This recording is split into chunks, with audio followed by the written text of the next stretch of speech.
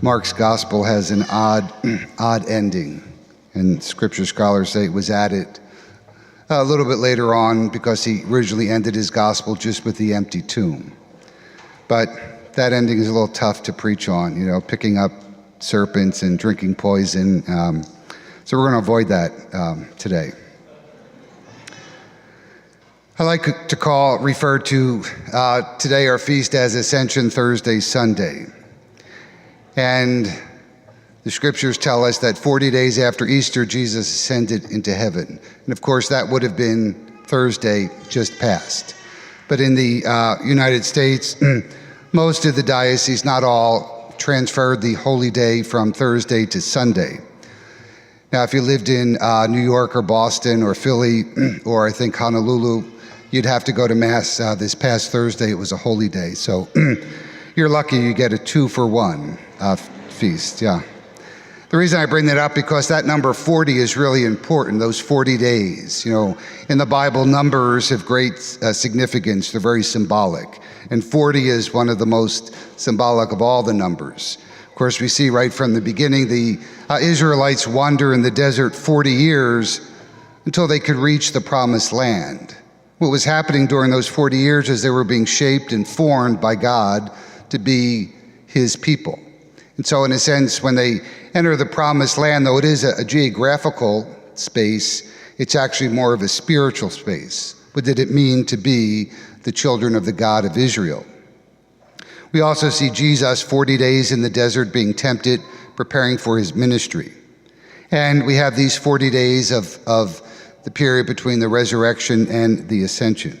40 is just simply a reminder that we all need to go through a period of formation that shapes us, forms us to be the people God calls us to be. We'll have this year 2 men entering formation for to study for the permanent diaconate. And it's a long process, up to 6 years, but through their study and their service, they'll be formed to serve as deacons in the church. And so we see the disciples have spent these 40 days being formed and shaped and prepared for mission. And they were ready to go on the mission, to be part of this kingdom of Jesus. This time of year we celebrate lots and lots of graduations, and school prepares us for something. That something often is a lot different than what we thought it would be. I often think of the seminary and the years in it and what my vision of the priesthood would be. I have to say that after all these years, it did not go according to script, at least my script. And that's not because the education was inferior, but it just takes time to translate what we learn in school, through our studies, into applications for real life. And the disciples are sort of having that kind of experience. So for these 40 days, they get used to the fact that Jesus is indeed alive, that it didn't all end with the crucifixion, that it really wasn't a failure. And they accept more and more the idea that Jesus is indeed the Messiah, and he's the Messiah who suffered and conquered death. And all throughout his ministry, he taught them about his kingdom.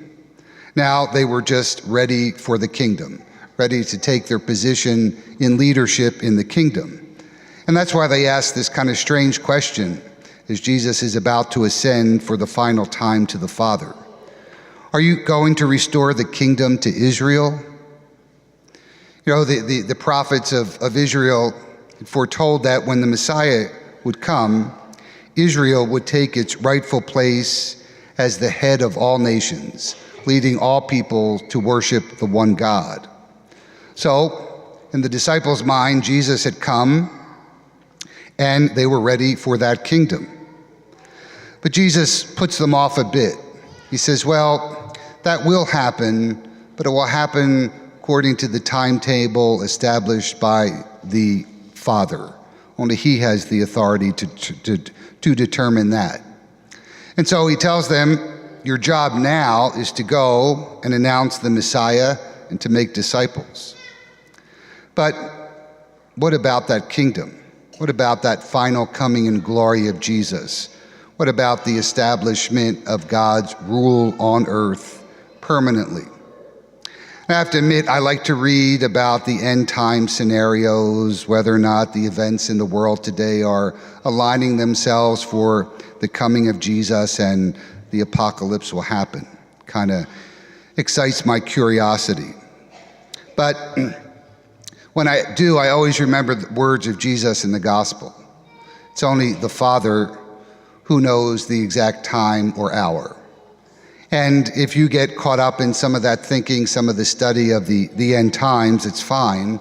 But always remember these words, and more importantly, ask yourself, as I ask myself, am I just daydreaming, or am I really doing the work that Jesus has required of his disciples?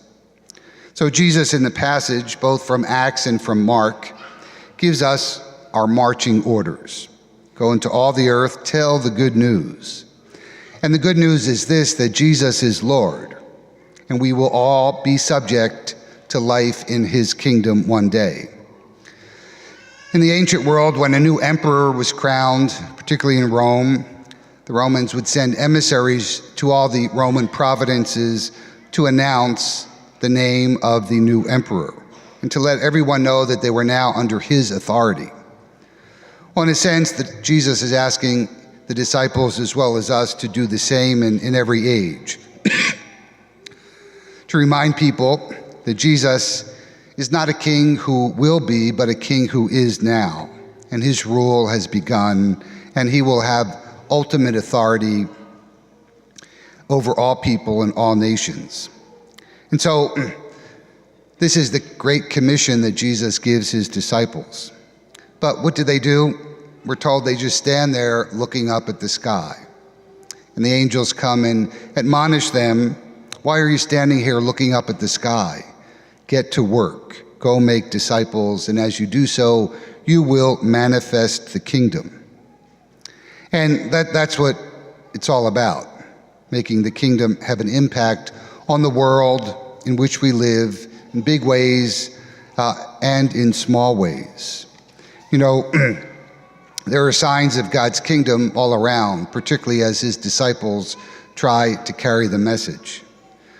Our upcoming John 17 event at the Phoenix Civic Center on Saturday will be a great testimony to the movement of the Spirit in our community, as well as a visible sign of the kingdom, as Christians from all stripes get together to worship God and to share their common faith in Jesus Christ. That will be a sign to us as well as to many others that the kingdom is operative in our midst. And there are many, many other ways that we see the kingdom. One, we bring hope to another person when they find healing, when they find peace, when they find reconciliation. I had been working with a father of a 20-year-old, and his daughter's been addicted to drugs, living life on the street, prostituting herself, and now is seriously ill. But she disappears and it's hard to find her. But this week she surfaced and we were able to call the Dignity Program through Catholic Charities here in Phoenix, and they go out to women enslaved in the life of prostitution, and they offer them hope and a new way of life.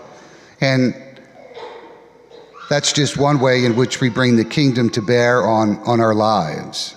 Last Sunday, in between the masses, I was dealing with a 31-year-old who was 7 months pregnant and addicted to heroin. And she finally surrendered to God, finally said, I've had enough. And thank God there's a good Catholic doctor who helped her detox, and a wonderful program that's taken her for the next 18 months to help her get her life back together and to become a mother. One of our parishioners takes in foster children, and the child she got, a newborn baby whose mother was addicted to methamphetamine. And having an infant withdrawing from methamphetamine is tough. And many people would look at her and say, why would you do that? That would inconvenience your life. It would be very difficult. They do it because feel called by God to respond in love to the needs around us. Again, that's one way, another way in which we bring the kingdom to bear in our world to the people who are brought into our lives. So Luke and Mark and the Acts are showing us the way in which we are to continue the mission of the apostles, beginning at Jerusalem to the ends of the earth. That's ultimately the journey each of us is on now. But sometimes we can get like young children and we get a little anxious and we start asking, are we there yet? Are we there yet? And rather than focusing on the final destination, which is fine, we should make the most of our journey in this world, being Jesus' disciples, and making the journey of great interest and focused. Jesus is now the world's king, enthroned, seated at the right hand of the Father. One day, that kingdom will come fully and finally. In the meantime, we each, one and all, have a job to do. Like what you just heard? Visit Our Lady of Mount Carmel's social media pages for more faith-filled content. Follow us on Facebook, Twitter, and Instagram. Read the OLMC Tempe blog on Tumblr. Your Catholic community is online. Let's stay connected.